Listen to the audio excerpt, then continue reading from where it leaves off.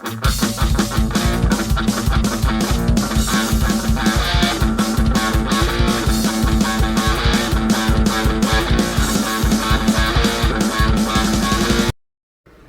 aí pessoal, sejam bem-vindos a mais um vídeo aqui do Super Acadêmico, continuando hoje com nossa playlist querida e demorada, o discurso filosófico da modernidade do Jürgen Habermas.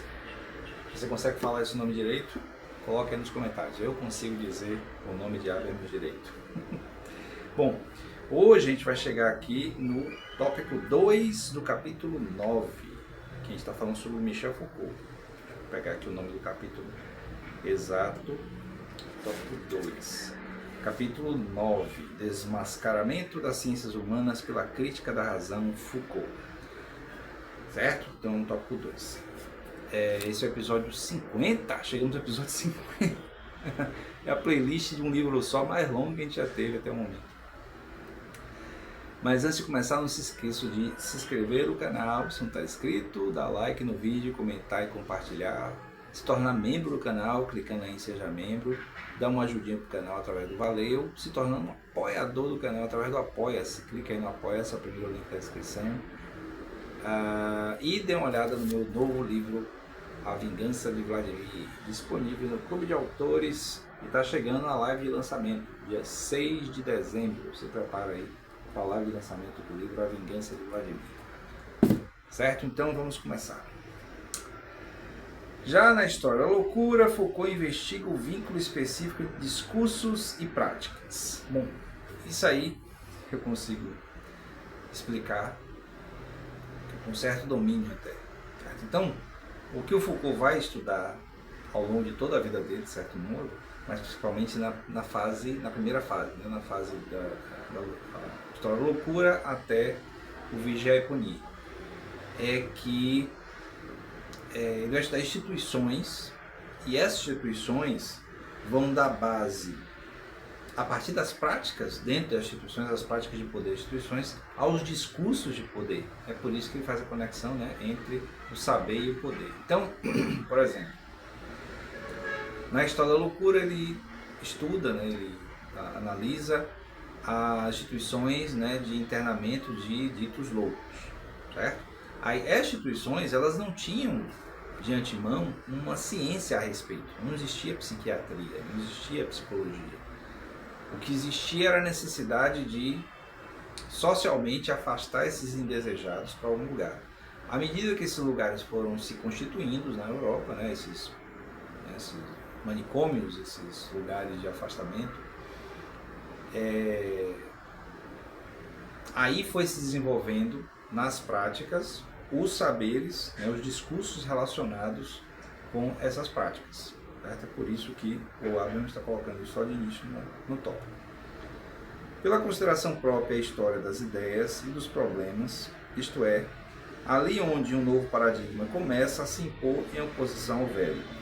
Como o Foucault também vai trabalhar sobre a questão das epistemes, né? As epistemes emergentes em cada época, então ele verifica, né? Ele coloca a ideia de que, elabora, né? A hipótese, sempre hipótese, de que o modelo de pensamento da modernidade começa a aparecer justamente no século XVII, né? 16 para 17, que ele chama de período clássico, e aí é quando esses discursos de saberes elaborados a partir dessas novas práticas da sociedade moderna, burguesa, né, é que vai se desenvolvendo esse novo paradigma que vai se impondo sobre o velho. Então, em relação, por exemplo, à História da Loucura, qual o paradigma anterior? É que as pessoas ditas loucas, elas ficavam andando por aí, né, existiam aí na sociedade e tal, ninguém ligava muito para elas.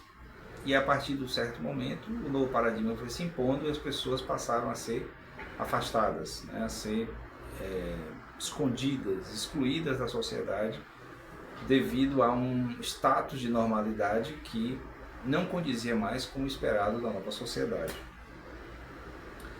Aí tem a questão das disciplinas, dos controles, da educação corporal e intelectual.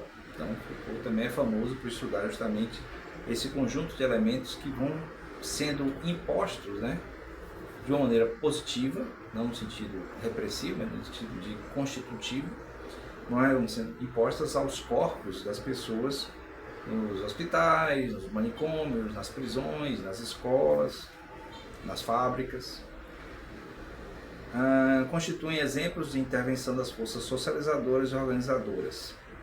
Então, forças socializadoras e organizadoras. Então, no ambiente de fábrica, por exemplo, as pessoas aprendem a seguir ordens, seguir linhas, seguir comandos, manter ali a produção funcionando.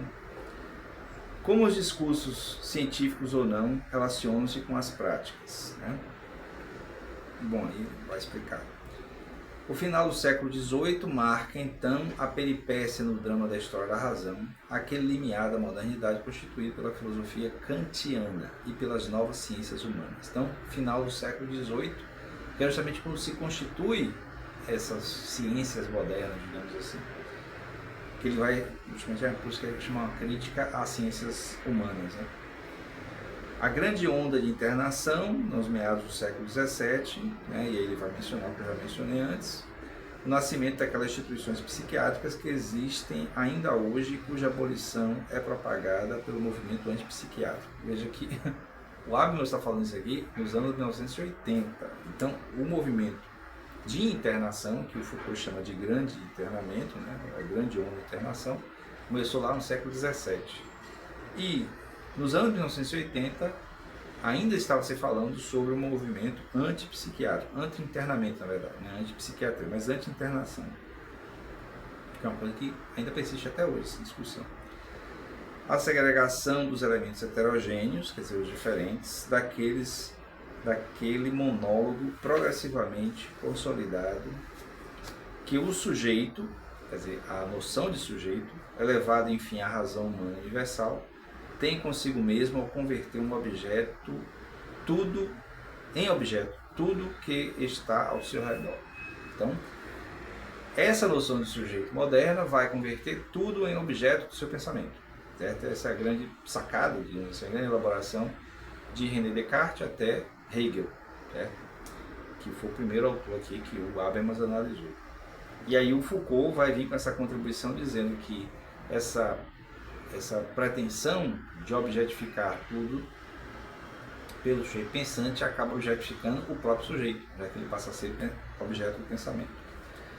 No caso especificamente da ascensão do pensamento psiquiátrico, né, da ciência psiquiátrica, é justamente aquela forma de ciência que estabelece quem é o normal, né, quem é o sujeito, quem é que é são. Aí aqui eu fiz um destaque ao Bentham, Jeremy Bentham, que foi o criador do termo panóptico. O panóptico é totalmente visto sem nunca ver tudo sem jamais ser visto, que é uma noção que o Foucault vai pegar e usar bastante na obra dele mais conhecida, acredito eu, Vigiar e Punir, que a gente já viu aqui em alguns momentos no canal. Então procura aí na playlist sobre Foucault e na playlist sobre filosofia que você vai achar vídeos, pelo menos uns 2 que eu me lembro, falando do Vigiar e Punir, do Foucault, e dessa noção do panóptico. Esse aparato de vigilância em que quem vigia não é visto por quem é vigiado. E aí quem é vigiado acaba se vigiando, porque não sabe se está sendo vigiado ou não. É parecido com você colocar uma câmera falsa num lugar e dizer que você está sendo filmado. Então a vigilância fica dentro de você, de ter a possibilidade de estar sendo filmado. Separação entre ver e ser visto. Foucault evidencia pela primeira vez aquele duplo movimento da libertação e escravidão, que reconhecerá mais tarde de forma ampliada nas reformas do aparelho penal, do sistema educacional, do sistema de saúde, da assistência social, etc. Então, essa aplicação disciplinar que o Foucault estuda, né, vai ser fundamental para a construção e compreensão das instituições atuais, as instituições prisionais, as instituições médicas, independente de ser psiquiátrico ou não, das instituições educacionais, das instituições militares, das instituições fabris das instituições de trabalho, de maneira geral, que tentam ou que pretendem impor algum tipo de disciplina. Aí eu marquei aqui regime institucional baseado na vigilância, manipulação, isolamento e regulamentação. Então você manipula o ambiente para poder ter como resultado a manipulação dos corpos, o isolamento como resultado, mas é um isolamento, digamos assim, simbólico, né? Não é como na prisão você ir para a cela solitária, mas é um isolamento simbólico. Então você, dentro desse ambiente moderno, você cria esse ambiente de isolamento em que o indivíduo se vê como isolado dos outros, né? Que faz parte, inclusive, da própria crítica marxista a respeito do sujeito moderno, essa separação em relação à sua classe. Mas, independente disso, né, o individualismo moderno tem a ver com isso, né? E a regulamentação, né, a forma de seguir as regras. É por isso que numa sociedade supostamente organizada de acordo com esses parâmetros modernos, quando há os desvios, né, a sociedade toda entra em meio que em desequilíbrio, buscando o equilíbrio através da punição. O Foucault vai estabelecer a ideia de que a verdade é um pérfido, né, mecanismo de exclusão, já que só funciona sob condição de permanecer oculta a vontade de verdade que nele se impõe em cada caso. Por que a modernidade é uma forma de exclusão, né? Porque ao estabelecer o que é a verdade, né, que é o correto, acaba excluindo todas as outras formas, que é a grande crítica dele a respeito na história da loucura, a respeito da ascensão da psiquiatria como ciência. É que foi um movimento de exclusão a partir de um saber produzido pelas práticas, né, de internamento, internação. Aí tem aqui a questão da vontade da verdade, que é um pouco da influência do Nietzsche no Foucault. Novamente, Foucault vai falar da genealogia, que investiga como se formam os discursos, por que aparecem e voltam a desaparecer, perseguindo a gênese das condições de validade historicamente variáveis até as raízes institucionais. Então, eu lembro que Foucault, na arqueologia do saber, né, ele vai justamente buscar as origens de 3 formas de saberes predominantes, segundo ele, na modernidade, que são a gramática, a biologia e a economia. Então, esses 3 modos de pensar. Então, ele vai estabelecer que quando se tem uma fonte de regra, né, tipo a gramática, mesmo que a gramática seja diferente de cada língua, é claro, mas é uma fonte de regra, né, faz com que qualquer desvio da regra seja considerado errado, né, considerado incômodo.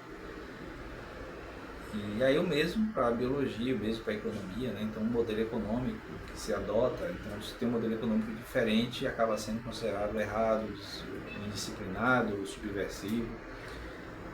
Na biologia, eu sei que talvez ouvindo pareça mais complicado, porque teoricamente um ente biológico não tem como se desviar do seu destino biológico.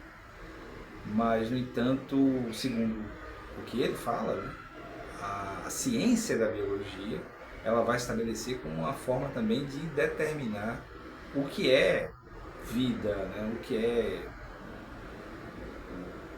o processo biológico evolutivo correto, digamos assim. Não está negando o evolucionismo nem nada, mas está dizendo que estabelece certo posicionamento de regra, que é inevitável, né? Quando você estabelece uma forma de saber, você estabelece uma forma de poder também. Então é isso. O tópico termina aqui, já temos quase 15 minutos. Vamos continuar aí. Eu sei que provavelmente nesses capítulos que falam sobre Foucault eu tendo a me alongar mais, justamente porque eu tenho um domínio um pouco maior do Foucault. Eu posso dialogar melhor com o Habermas a esse respeito. Dialogar com o Habermas é muita pretensão, né? Mas eu posso pegar e elaborar com mais cuidado, com mais atenção aquilo que ele está dizendo. Certo? Então é isso. Espero que vocês tenham gostado da continuação da nossa playlist, episódio número 50. A gente vai fazer uma comemoração, episódio 50, né? Então, escreva aí nos comentários. Eu vi o episódio 50 dessa playlist. eu vi esse episódio. E aí eu vou ficar sabendo quantas pessoas realmente estão acompanhando aí a playlist. Bom, se ninguém colocar, paciência, né? Eu sei que muita gente não curte esse negócio de ficar comentando, mas pensem nisso, né? Então, não esqueça de se inscrever no canal, dar like no vídeo, comentar e compartilhar. Seja membro do canal, dê o valeu. Se torne um apoiador do canal, está precisando de mais apoios. E não deixe de dar uma olhada na vingança de Vladimir. Vladimir se vinga de quem? Afinal, o que será o objeto da vingança de Vladimir? Será que você sabe quem é? A capa dá uma pista. Então, vamos lá. Dá uma olhada na vingança de Vladimir. No Clube de Autores, peço o seu. Vá lá.